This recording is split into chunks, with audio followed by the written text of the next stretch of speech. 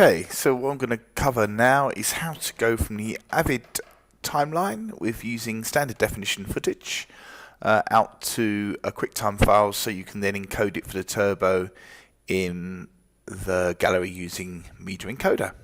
Right, so we can basically mark in at the beginning, mark out the end of our timeline.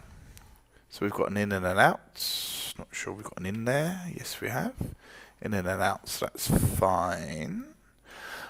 Make sure that our tracks are selected, which they are. I can right mouse click over in this sequence window here and go export. Now, I need to make sure that I save it as something useful. So sequence for export SD, and it's fine going into this. I know it says HD turbo test, but I'm fine with it going in there. Okay, under the export settings here, I'm going to go to, let's do QuickTime. Actually, it doesn't matter what we choose. Center QuickTime Movie will do. So we're going to go into options. And first thing we need to do is do marks and tracks, which we set up already.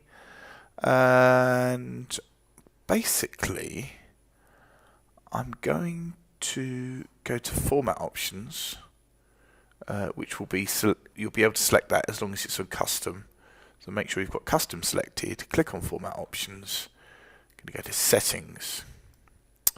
Now in these settings here, I'm going to make sure that I choose Avid DV, because basically it's only SD footage, so that'll be fine. Current frames per second is fine. Millions of colors plus, well, there's no alpha, so actually we could just have millions of colors. Best quality. Now we need to go into options, because by default it's going to be set to NTSC, which we don't want, we want PAL. So set it to DV25 PAL 420. ITU is OK, interlaced is good. Click on OK. Click on OK, and obviously you want sound if there is any. Forget that. Click on OK. Now that's the top bit sorted. I want to do video and audio, and the resolution of my clip is 1024 by 576. So it's SD square pixels. Want 601709 for color levels. Going to stick with the lower field first file field order, and it's actually 16 by 9, not 4 by 3. So you just have to be a bit aware of what you've shot at so that you can set up these options. I'm going to click on Save As now and name a preset. So Avid Export SD. And click on OK, and now click on Save. So you can see down here I've got export setting, AvidExportSD.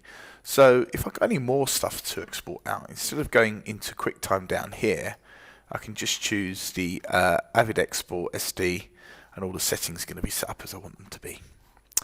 So that's a simple matter of clicking on Save, and out comes my SD version of my timeline, ready to take into Adobe Media Encoder and encode for the turbo in the gallery.